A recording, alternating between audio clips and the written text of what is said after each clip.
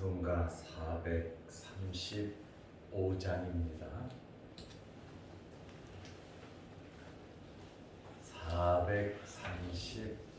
435장. 나의 영원하신 기여 생명보다 귀하다. 나의 갓길 나가도록 나와 동행하소서.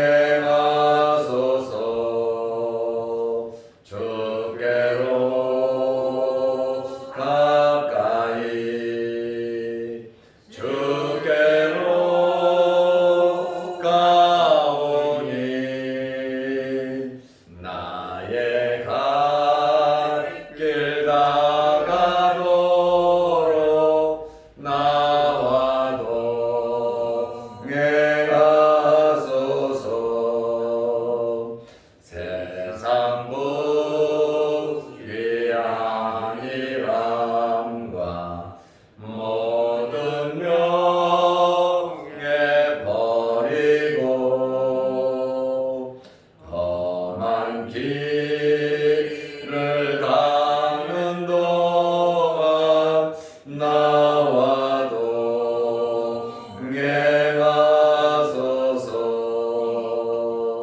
주께로 가까이 주께로 가오니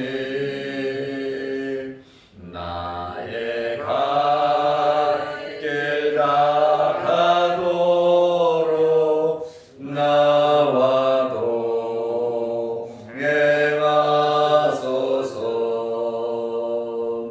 어두운 골짝 지나가며 험한 바다 건너서 천국 문에 이르도록 나와 동행하소서. 주께로 가까이 주께로 가오니 나의 갓길 나가도록 나와 동행하소서. 아멘.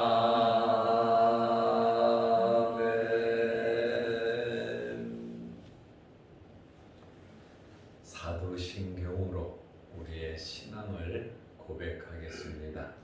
전능하사 천지를 만드신 하나님 아버지를 내가 믿사오며 그 외아들 우리 주 예수 그리스도를 믿사오니 이는 성령으로 잉태하사 동정녀 마리아에게 나시고 본디오 빌라도에게 고난을 받으사 십자가에 못 박혀 죽으시고 장사한 지 사흘 만에 죽은 자 가운데서 다시 살아나시며 하늘에 오르사 전능하신 하나님 우편에 앉아 계시다가 저리로서 산자와 죽은 자를 심판하러 오시리라. 성령을 믿사오며 거룩한 공회와 성도가 서로 교통하는 것과 죄를 사하여 주시는 것과 몸이 다시 사는 것과 영원히 사는 것을 믿사옵나이다. 아멘. 하나님의 말씀 베드로전서 2장 13절에서 17절 말씀까지 보겠습니다. 인간의 모든 제도를 주를 위하여 순종하되 혹은 위에 있는 왕이나 혹은 그가 악해가는 자를 징벌하고 선행하는 자를 포살하기 위하여 보낸 충독에게 하라. 곧 선행으로 어리석은 사람들의 무식한 말을 막으시는 것이라. 너희는 자유가 있으나 그 자유로 악을 가리는데 쓰지 말고 오직 하나님의 종과 같이 하라. 무사람을 공경하며 형제를 사랑하며 하나님을 두려워하며 왕을 존대하라. 아멘. 17절 말씀까지 보았습니다. 종교와 국가는 분리되어야 합니다.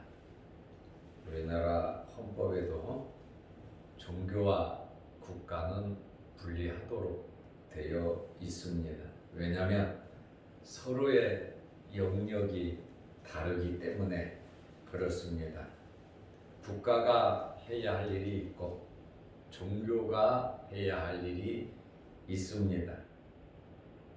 국가가 하지 못하는 봉사와 구제와 선교는 교회가 합니다. 그리고 선교는 나라의 국익을 위한 일이기도 합니다.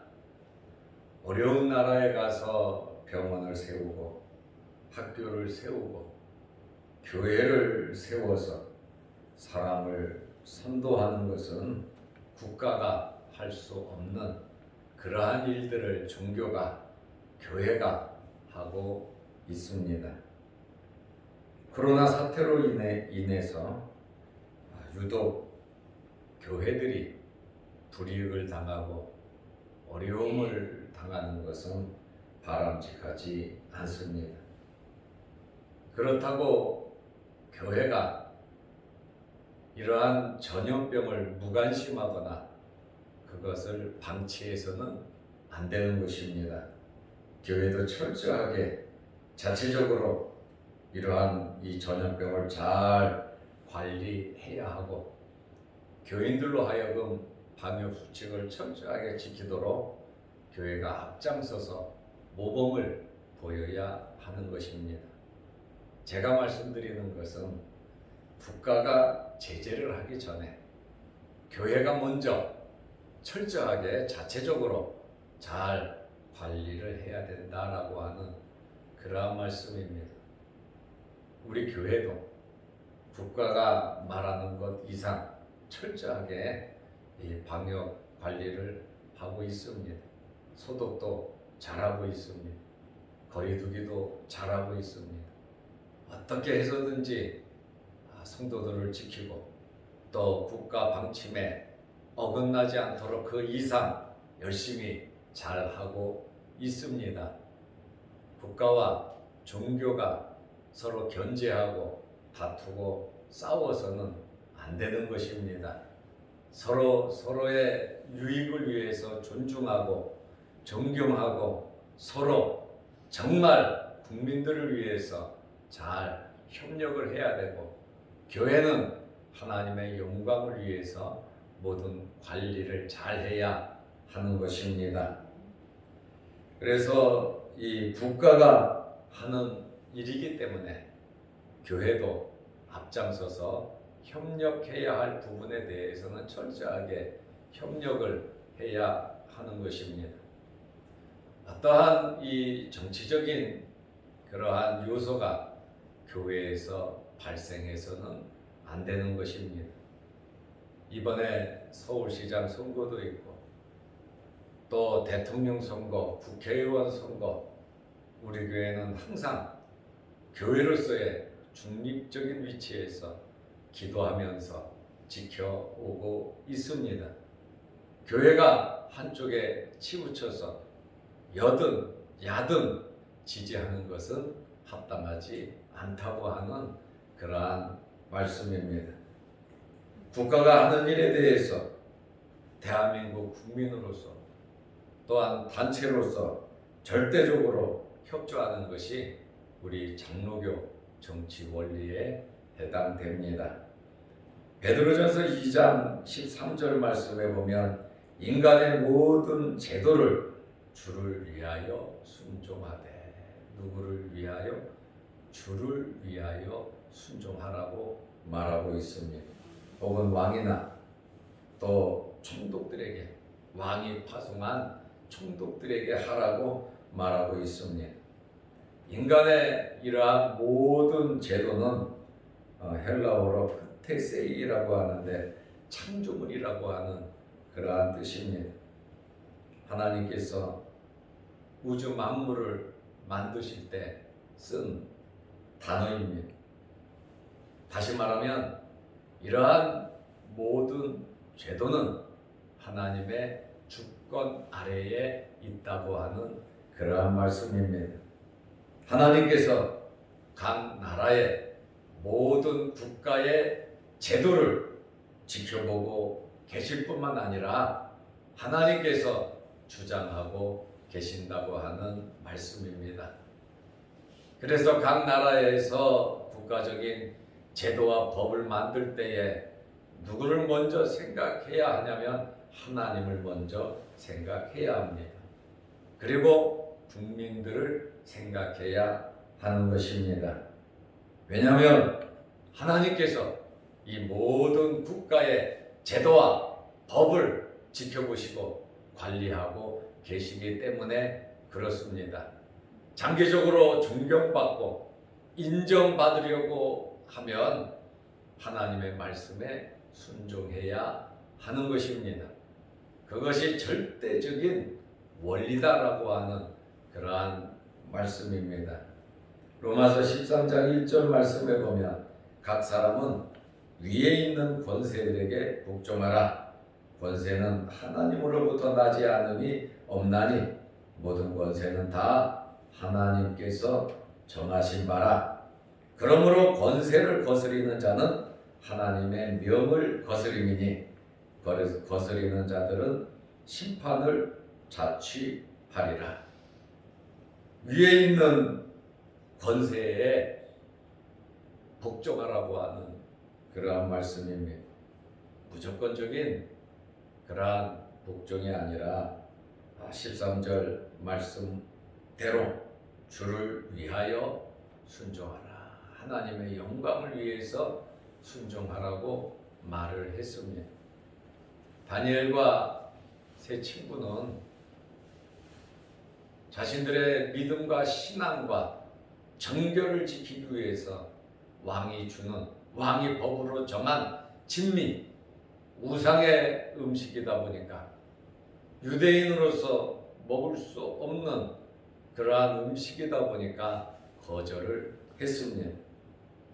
다니엘의 세 친구는 공직자입니다. 그러나 왕이 명령으로 우상 앞에 절을 하라고 할 때에 그들은 절을 하지 않고 어디에 들어갔습니까? 주를 위하여 사자굴 뜨거운 풀무불 속에 들어갔습니다. 데모하거나 반항하지 아니한 하나님의 말씀을 전하고 하나님의 뜻을 전하고 그들은 풀무불 속으로 들어갔습니다. 에스더 시대에 하만이 법을 만들었어요. 왕의 인장을 통해서. 그것은 법입니다. 그리고 모든 유대인들이 죽게 생겼습니다. 이러한 어려운 일을 당했을 때에 집단 행동을 하기보다도 반국가 운동을 하기보다도 그들은 금식하면서 하나님께 기도했습니다. 소극적인 것 같지만 피하는 것 같지만 금식하면서 하나님 앞에 기도하는 것보다 더 무서운 것이 없습니다. 어렵고 힘든 일이 있을 때 또 억울하고 속상한 일을 당했을 때 우리가 몽둥이를 들고 돌을 들고 뛰어나갈 것이 아니라 살아계신 하나님 앞에 기도하는 것이 가장 힘이 있고 능력 있는 일임을 우리가 알아야 합니다. 금식하면서 기도할 때 하나님의 놀라운 역사가 이루어졌습니다. 어떤 일이든지 다투고 싸우고 마음 상하고 다치는 것보다 여러분 하나님께 기도하시기를 바랍니다. 모든 것을 주관하시는 분이 하나님이세요. 당장은 억울하고 속상하고 힘이 없는 것 같지만 하나님 앞에 맡기고 기도하는 것이, 그것이 하나님의 거룩하신 뜻입니다. 스데반 집사는 도망갈 줄 몰라서 도망 안 간 거 아닙니다. 복음 안 전하면 됩니다. 그러나 맞아 죽을 줄 알면서도 그는 하나님 앞에 기도하면서 순교의 제물이 되었습니다. 이렇게 잘못된 법으로 인해서, 잘못된 사람들로 인해서 우리 교회와 기독교인들이 어려움과 아픔을 많이 당하지만, 그러나 시간이 지나고 보면 하나님의 거룩하신 뜻이 이루어지는 것입니다. 그래서 지금 당장만 바라보지 말고 먼 미래를 내다보면서 어렵고 힘든 상황 속에서도 하나님의 말씀을 지키며 살아가는 여러분들이 되시기를 바랍니다. 로마 시대의 네로 황제 때부터 300년 동안 기독교회를 말살 정책을 폈습니다. 10대에 걸친 황제가 기독교를 박멸하려고 했습니다. 그때 기독교인들은 다 땅속으로 들어갔습니다. 카타콤에서 생활을 했습니다. 산속으로 피신하여 동굴에서 생활을 했습니다. 어렵고 힘든 삶을 살았습니다. 그렇지만 300년이 지난 후에는 로마가 기독교 국가가 되었습니다. 하나님께서 하시는 놀라운 역사는 모릅니다. 우리 힘으로, 우리가 폭력을 사용해서 우리의 목적을 이루려고 하면 세상 사람과 다를 바가 없다는 것입니다. 그래서 우리는 철저하게 하나님의 주권을 믿어야 하는 겁니다. 기도하는 것보다 더 큰 힘과 능력은 없다고 하는 그러한 말씀입니다. 그러기 위해서 우리는 신앙을 지켜야 합니다. 믿음을 지켜야 합니다. 어떤 어려운 환경 속에서도 하나님과 올바른 관계를 맺어야 합니다. 어렵고 힘들 때일수록 하나님의 말씀 한 번 더 보고, 기도 한 번 더 하고, 교회 한 번 더 나오고, 예배 한 번 더 드리고, 한 번 더 힘쓰고 애쓰는 노력이 어렵고 힘들 때일수록 더 있어야 될 줄로 압니다. 그래서 우리는 무조건 복종하는 것이 아닙니다. 하나님의 영광을 위해서, 하나님을 위해서, 주를 위해서 지혜롭게 우리가 행동을 해야 하는 것입니다. 우리는 나라와 민족을 위해서, 또 나라를 이끌어가는 지도자들을 위해서 우리는 꼭 기도를 해야 하는 것입니다.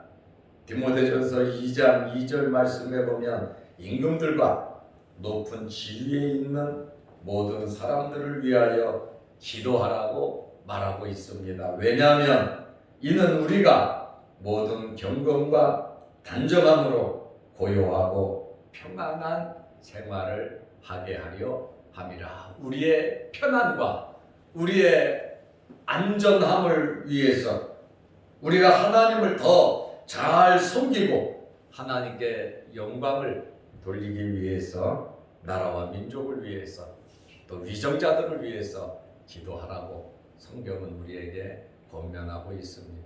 그러면 하나님의 뜻과 반대되는 사람이 있으면 기도하지 말아야 합니까? 오히려 더 기도해야 하는 것입니다. 왜냐하면 회개하고 나라를 잘 다스릴 수 있도록, 그리고 깨닫고 돌아올 수 있도록, 그렇지 않으면 하나님께서 더 좋은 기회를 허락해 주시지 않겠습니까? 그래서 우리는 할 수 있는 것이 무엇이냐? 전적으로 하나님께 맡기고 기도하는 그러한 일입니다. 그것이 뭐냐?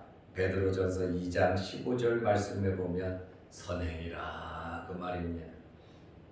우리는 어떤 환경에서든지 어디에서든지 무슨 일을 만나든지 우리는 선행을 해야 하는 것입니다. 베드로전서 2장 15절 말씀에 보면 그 선행으로 어리석은 사람들의 무식한 말을 막으시는 것이라. 우리가 살아야 할 삶의 방법은 선행입니다. 선행이 무엇입니까?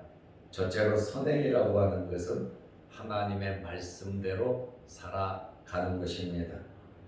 둘째로 선행이라고 하는 것은 믿음으로 행하는 것입니다. 셋째로 선행이라고 하는 것은 하늘나라에 상급을 쌓는 것이고 이 땅에서 복을 받는 것이 선행입니다.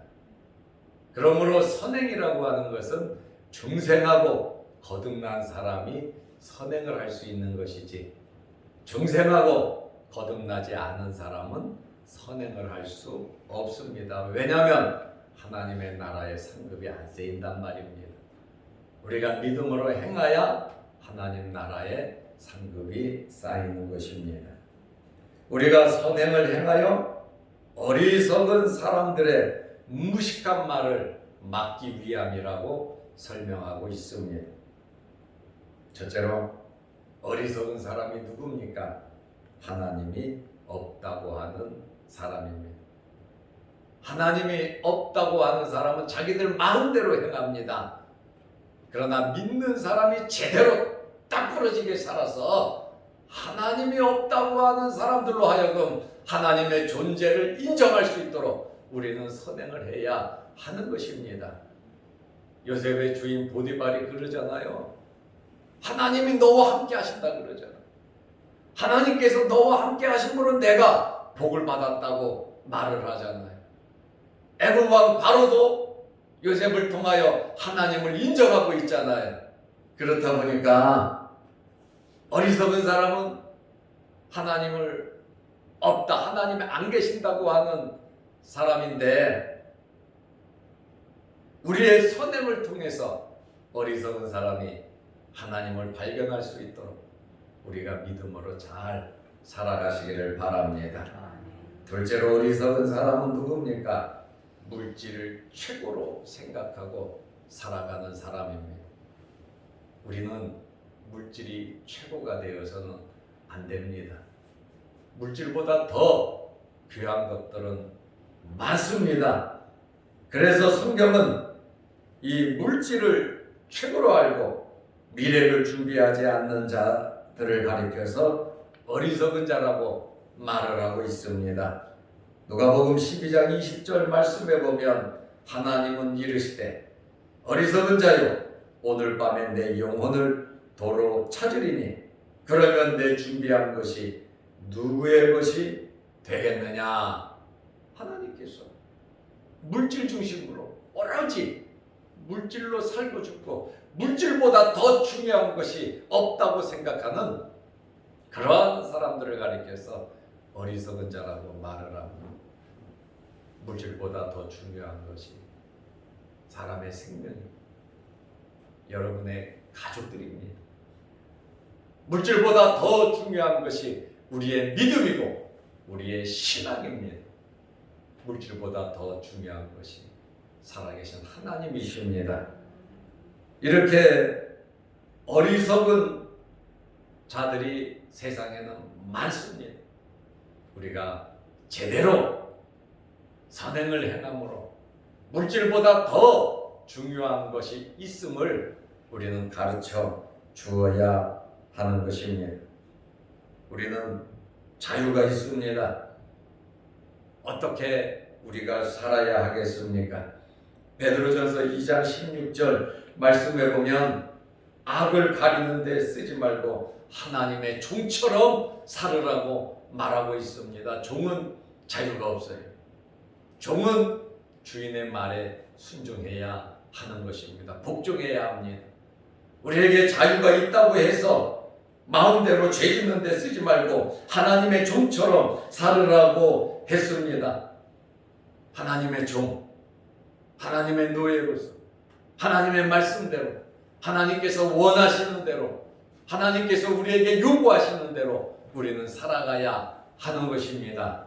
왜냐하면 우리에게 자유가 있습니다. 우리에게 있는 자유는 하나님의 말씀대로 살아가는 종으로서의 자유지 내가 주인이 돼서 살아가는 것이 아니라고 하는 말씀입니다. 하나님의 말씀대로 살아가시기를 바랍니다. 하나님의 종으로서 살아가는 것이 무엇입니까? 베드로전서 2장 17절 말씀에 보니까 무사람을 공경하고 형제를 사랑하며, 여기 형제를 사랑한다는 말은 아가페입니다. 끊임없이 사랑하는 것입니다. 그리고 하나님을 두려워하며 왕을 존대하는 거예요. 왕을 두려워하는 것이 아니라 왕을 존대하는 것입니다. 하나님을 두려워하는 것입니다. 몸은 죽여도 영혼은 능히 죽이지 못하는 자들을 두려워하지 말고 오직 몸과 영혼을 능히 지옥에 멸하실 수 있는 일을 두려워하라. 마태복음 10장 28절입니다. 우리는 하나님의 종으로서 우리의 환경이 어떠하든지 우리는 하나님의 종으로서의 삶을 살아야 하는 것입니다. 그리고 우리의 힘으로 무엇인가 하려고 할 것이 아니라 어렵고 힘들 때, 공부하고 정말로 외로울 때, 도저히 참을 수 없는 그러한 일들이, 분노가 우리에게 일어났을 때 가장 좋은 해결 방법은 기도하는 겁니다. 하나님 앞에 기도하면서 놀라운 일들이 저와 여러분들에게 나타나시기를 바랍니다. 기도하겠습니다. 하나님 아버지, 오늘 주말입니다. 내일 거룩한 주일을 잘 예비하게 하옵소서. 오늘도 이 새벽에 여러 가지 기도 제목으로 기도할 때 하늘문이 열리게 하시고 하나님께서 응답하여 주옵소서. 또한 유튜브를 보면서 말씀을 듣고 은혜 받고 두 손 모아 기도할 때 하나님께서 응답하여 주옵소서. 오늘 하루도 믿음 안에서 주 안에서 기도하면서 승리하게 하옵소서. 예수님의 이름으로 기도드리옵나이다. 아멘. 하늘에 계신 우리 아버지여, 이름이 거룩히 여김을 받으시오며 나라의 임하옵시며 뜻이 하늘에서 이룬 것 같이 땅에서도 이루어지이다. 오늘날 우리에게 일용할 양식을 주옵시고 우리가 우리에게 죄 지은 자를 사하여 준 것 같이 우리 죄를 사하여 주옵시고 우리를 시험에 들게 하지 마옵시고 다만 악에서 구하옵소서. 대개의 나라와 권세와 영광이 아버지께 영원히 있사옵나이다. 아멘. 자유로 기도하시기 바랍니다.